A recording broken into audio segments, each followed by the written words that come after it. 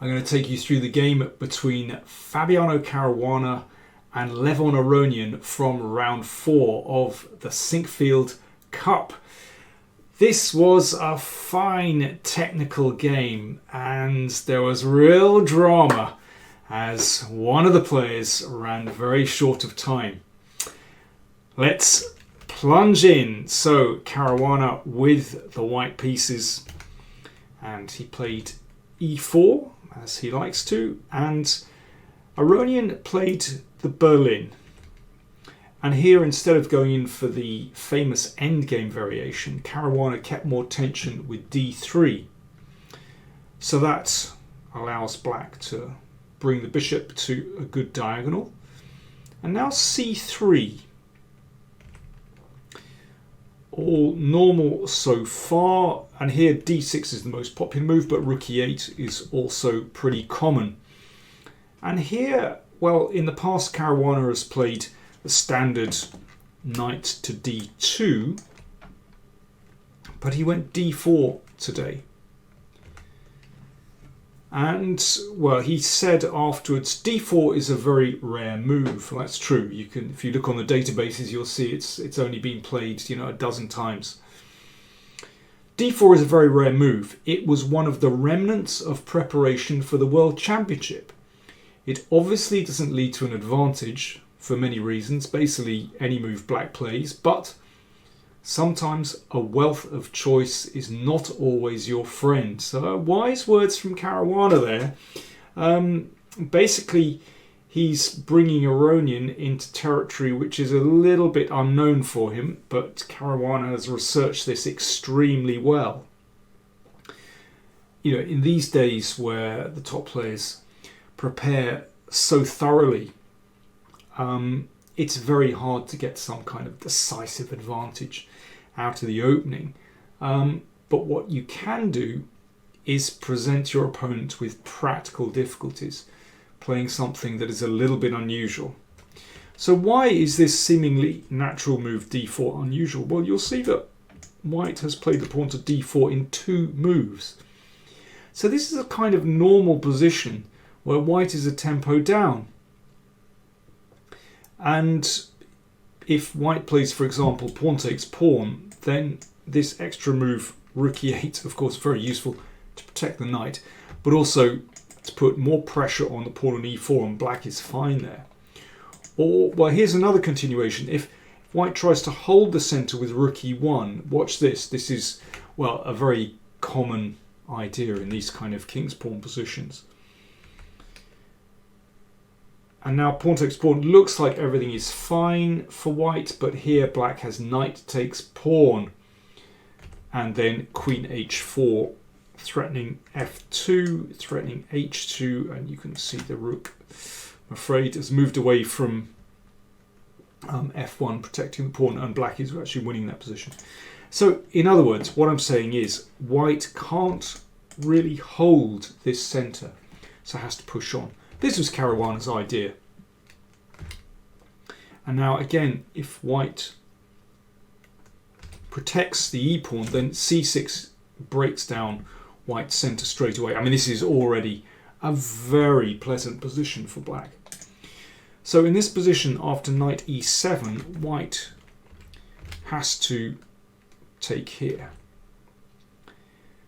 Now, if black has time to sort out the tangle of pieces, then he could be ahead in development, and this bishop on b6 also looks pretty good, pointing down at f2. So it's essential that white tries to get some initiative here. So queen f3 attacks the knight. If the knight goes back to d6, pretty ugly, blocking the d-pawn, so therefore knight f6. And here Caruana gives up a pawn with d6. He has to do that. If c4, then d6 is an excellent move. Giving up an exchange temporarily, but black just has this fantastic initiative here, and the queen gets hit all over the place. And take here and take on f2. So in other words, it's essential that white gives up this pawn. But this is what white wants, because you can see that these pawns are blocked by the bishop and by the d-pawn, so the bishop on c8 can't come into the game. So for a pawn, white, you can see already, white has very good compensation. Then again, white's development on the queen side is a little bit lagging, so there are pros and cons to this. Well, as Caruana said afterwards, there are actually many ways for black to try and untangle here. You could play the knight to g6, for example, even try to get the bishop back to c7. But Aronian played d5. It's a good move. Although it looks pretty ugly for the moment with that superb knight on d6. In fact, black can exchange this off with knight e4. So that has to be traded. And now, slight problem with this pin here. That can be solved with f6. Not a very beautiful move, because this diagonal is now open, and as we'll see in the game, that causes black some problems later on. I think we can say that the opening has been a success for white. If we just look at the pawn structure, this isolated pawn here, this pawn on f6 exposing the king, it's very much like a French Tarrasch variation where black plays c5. You get this isolated queen pawn position as well. Here it's a little bit different because a pair of minor pieces have been exchanged, and that makes life easier for white. Nevertheless, it's not so bad for black, this position, as Levon demonstrates. But he invested a lot of time here. It's a tricky position, and he had to calculate very deeply in order to ensure that he's actually okay here. So for the moment, black doesn't really want to exchange these bishops. That would give white some positional advantage. So the bishop drops back, looking potentially at h2. But you can see that it's much easier for white to play this position than black, because there's already some pressure here.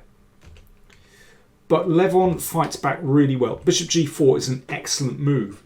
So I mentioned that f6 is a little bit weakening, but now Aronian forces the same here. Obviously there's a threat here, so the diagonal has to be blocked. And in the same way, although this doesn't look significant, in fact white's king is also a little bit exposed here, which Aronian exploits very well over the next few moves. So there's pressure on d5, and this is black's problem here. Now it's possible to play queen f2. I quite like queen f2, taking control of this diagonal, but then again, black should be all right there with this active knight on e5. Caruana instead decided, after about an 11-minute think, he didn't want to live with that knight on e5, which later on potentially has the option to hop into c4, so he pushed it back straight away. Now if bishop g4 and rook d5 wins, so the knight comes back to c6 and then queen f3. So there are pros and cons to advancing this f-pawn. And one is obviously a minor piece has been driven away from e5 and the queen finds a nice square on f3. The disadvantage is that the e4 square has been weakened, and yeah, these squares on the e-file are weak. Doesn't seem significant at the moment, but we'll see actually it is. Now we can see there are three pieces attacking the pawn on d5. Now if the knight comes back to defend with knight e7, then that is rather passive. That's not really what black wants. And then the knight has the option to hop in here. White certainly has some advantage there. But after almost 10 minutes, Aronian played bishop b6, much more active continuation. Because after this exchange, actually, the queen finds itself on a good spot, looking down the diagonal at the king, but also targeting that pawn on b2. And now knight a5. Now this is an interesting moment where Caruana decides to grab a pawn. It's tempting to play very positionally here. So for example, bishop takes and knight d4, which looks like the kind of classical way to play the position, with this knight, this strong knight blockading the pawn, and black left with this poor minor piece blocked in by the pawn on d5. In fact, because the pawn stands on f4, black has good counterplay here. So simply bishop f7, and this rook is ready to land on e4 and then double. White has to contest the e-file, but rook e4 anyway. And, well, white has to exchange this off, otherwise rook e8 comes over to support the rook.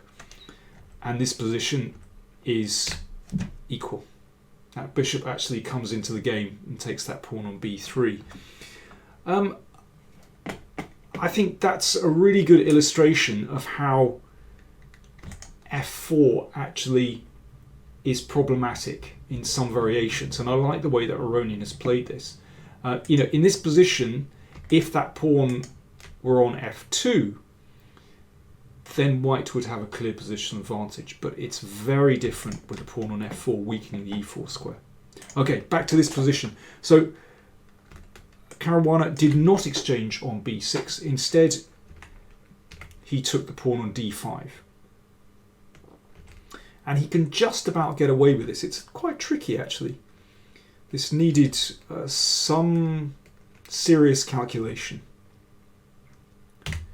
because that queen has found its way to the perfect square, looking at these weaknesses. But incredibly, there isn't a way for black to exploit this. And it comes down to this move f6. If queen takes b2, then white has queen d5 check with a double attack on queen and knight. And if knight c4, then again there's queen d5 check, and it's possible to take that. That's the game continuation. I mean, black can play like this, but yeah, otherwise knight c4 would be a crushing move. What else we've got? And if king h8, then b3 solves the problem of the b pawn, covers the c4 square. White is basically a clear pawn up. So knight c4, which otherwise would be crushing if it weren't for this pawn on f6. So queen d5 check. And now here's an interesting moment. Black would like to tuck the king away into the corner with king h8, but it's not good. Aronian played king f8 here. Now let me just show you. This shows just how subtle this is. It's a really tricky position. King h8 actually gives white a clear advantage in this rook and pawn endgame. Why? Because in this position, rook e2, normally this would give black sufficient counterplay, but here white plays rook d1, threatening to check here. So black has to solve the back rank problem.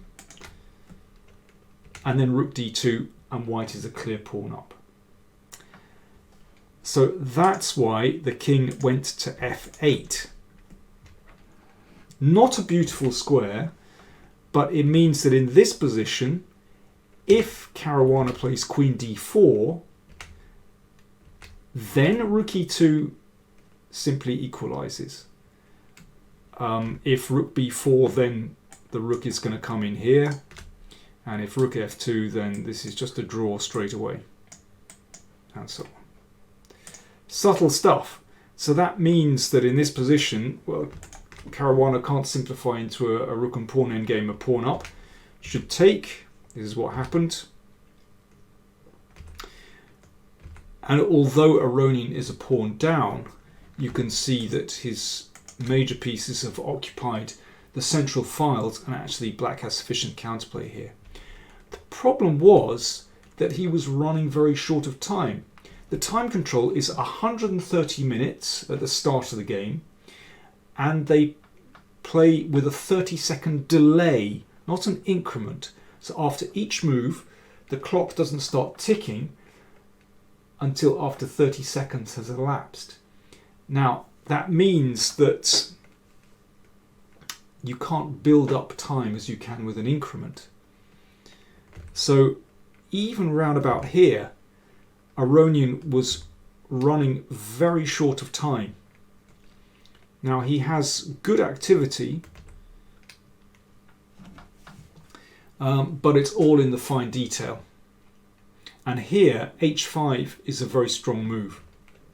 In spite of black's slightly exposed king, h5 is actually very good. Here, for example, after queen a6, h4, this is really cool.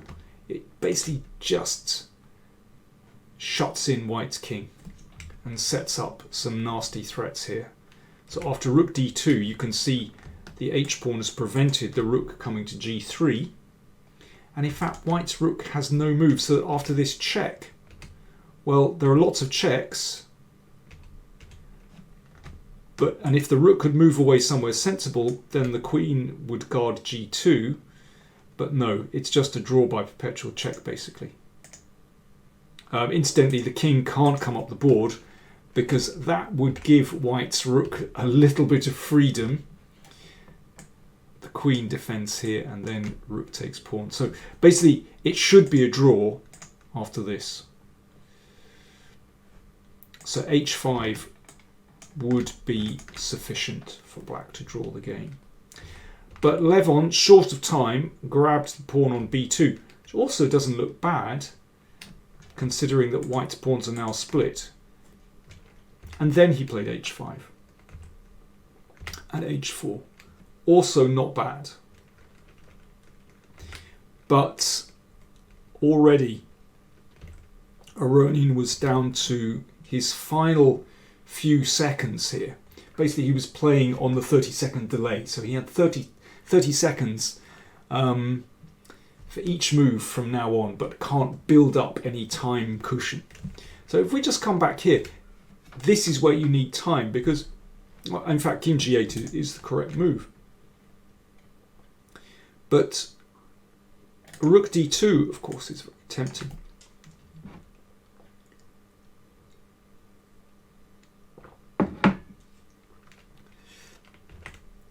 But in this case, white wins. So rook takes pawn, check, threatened, but then rook e3. The queen defends g2 and also threatens queen e8, checkmate. Now, watch what happens. In fact, this leads to mate. It's so interesting to see how quickly the game can turn around. Just when you think that that black actually is doing very well, suddenly it switches around, and in fact white has a mating attack here. Just let me show you this checkmate. This is beautiful. Here we go, and we've chased the king all the way over, and queen f3 is mate. Beautiful stuff. Okay, so that's the kind of variation that Aronian was having to calculate with just 30 seconds to do it in. So rook d2 would indeed lose. He played king g8. And in fact, black is still fine here. The queen comes back, and these rook endgames are just fine for black. Because in this kind of position, you can see that there are three weaknesses. The fact that white is a pawn up here really makes no difference to the position. Black is fine. So that's good news for Aronian, but Caruana avoids that. And now Queen F5 should be played. And basically, black is fine. It's very hard for white to make any progress at all. But Aronian played Rook C8. And here he blundered. Well, he should play this. I mean, Caruana would still have some chances in this queen and pawn endgame.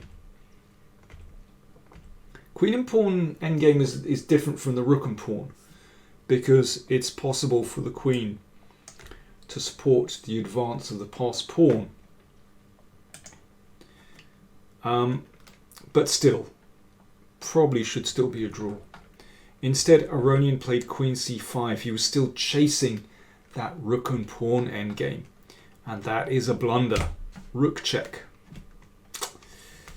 He overlooked it. Obviously, rook takes rook, queen takes queen, and in this position, white is now 2 pawns up, and they are steaming towards the queening square. Now, still a little bit tricky. Got to watch out for this. And perpetual check. C4, good move, so that the E1 square is covered. Now take care. If queen takes pawn, then we just come back, give a check, that covers the first rank, and then push on. Okay, take care. Queen F1 check threatened, and then taking here, but C5 covers the F pawn. And here Aronian resigned. There's nothing to do about these pawns pressing forwards towards the queening square. So Caruana wins that game. I think thoroughly deserved, because he managed to upset Aronian in the opening. Aronian consumed too much time, and then at the end, when he needed that extra time, he blundered. So that's good practical chess from Fabiano Caruana, and he joins Vishwanathan Anand in the lead after 4 rounds. Remember, if you want to subscribe to the channel, click on the button below. If you want to support the channel, we'd be very grateful. Do check out the links to PayPal and also patreon.com, and you'll find those in the video description. Thanks for watching.